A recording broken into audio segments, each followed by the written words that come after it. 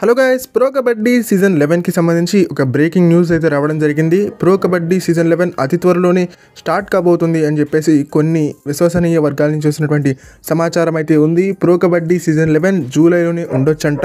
And auction కూడా జూలైకి ముందుగానే జరిగేటువంటి ఛాన్స్ ఉంటుంది. జూలైకి 2 నెలల ముందుగానే ఆక్షన్ జరిగేటువంటి ఛాన్స్ ఉంటుంది, ఇదే కనుక నిజమైతే.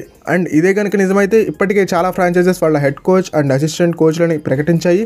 మిగతా అన్ని ఫ్రాంచైజెస్ కూడా వాళ్ళ హెడ్ కోచ్ అండ్ అసిస్టెంట్ కోచ్లను త్వరలోనే ప్రకటించేటువంటి ఛాన్స్ ఉంటుంది. అండ్ వాళ్ళ ఎన్వైపీస్ని కూడా వాళ్ళు ప్రకటించేటువంటి ఛాన్స్ ఉంటుంది. మరి మీరేమనుకుంటున్నారు గాయస్? ప్రో కబడ్డీ సీజన్ 11 త్వరలోనే స్టార్ట్ కాబోతుందా, జూలైలోనే స్టార్ట్ కాబోతుందని మీరు భావిస్తున్నారా?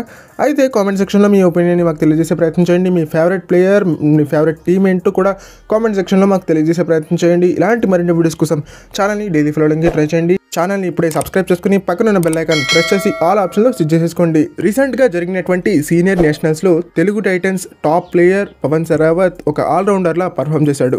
ముఖ్యంగా 6 మ్యాచ్లు ఈ టోర్నమెంట్లో ఆడినటువంటి పవన్ సరావత్ 31 రైట్ పాయింట్లతో పాటుగా 11 ట్యాకిల్ పాయింట్స్ని కూడా స్కోర్ చేశాడు.